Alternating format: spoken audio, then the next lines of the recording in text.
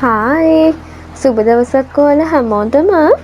ඔන්න මම අද ඔයාලට අරගෙන ආවේ තම්බපු බිත්තර වලින් හදාගන්න පුළුවන් රසම රස ස්නැක් රෙසිපි එකක්.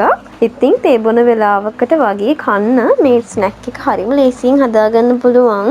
එහෙනම් අපි බලමු මේ ස්නැක් එක හදාගන්න අපිට අවශ්‍ය කරන්නේ මොනවද කියලා.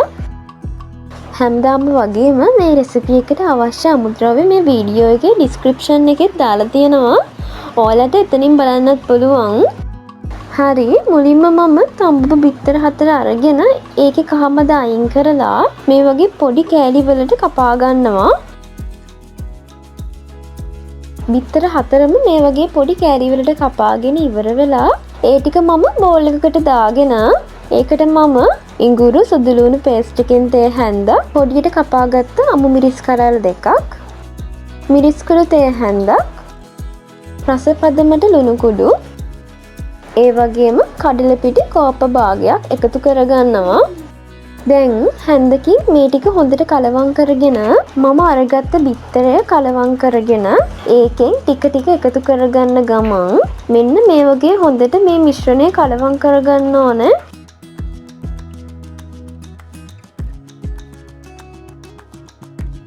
මේ වගේ පදමට එනකම්ම මේ මිශ්‍රණය හොඳට කලවම් කරගන්න. හරි මම දැන් භාජනයක් ලිපේ තියලා ඒකට තෙල් එකතු කරගන්නවා. තෙල් ටික හොඳට රත් වුණාට පස්සේ මෙන්න මේ විදිහට අපි හදාගත්ත මිශ්‍රණයෙන් ටිකක් අරගෙන තෙල් භාජනයට දාගන්නවා. දෙපැත්තටම හරවලා හොඳට රන්වන් පාටට එනකම්ම මම ස්නැක් ටික හොඳට බැද ගන්නවා.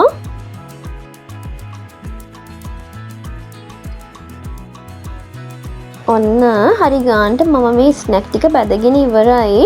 මම දැන් මේ ටික ලිපෙන් බාගන්නවා. මේ විදිහට අපි හදාගත්ත මිශ්‍රණයෙන් ඉතුරුන ටිකත් බැද ගන්නවා.